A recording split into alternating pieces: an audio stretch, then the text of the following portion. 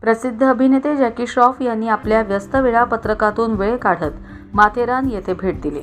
यावेळी त्यांनी माथेरानचे ग्रामदैवत श्री पिसारनाथ महाराज मंदिरात जाऊन अभिषेक करून दर्शन घेतले। गेल्या अनेक वर्षांपासून जॅकी श्रॉफ यांची माथेरानशी खास नाळ जोडलेली असून ते दरवर्षी येथे येऊन पिसारनाथ महाराजांचे दर्शन घेतात। सुमारे 30-35 वर्षांपूर्वी सुरू झालेली ही परंपरा आजही त्यांनी कायम ठेवली आहे।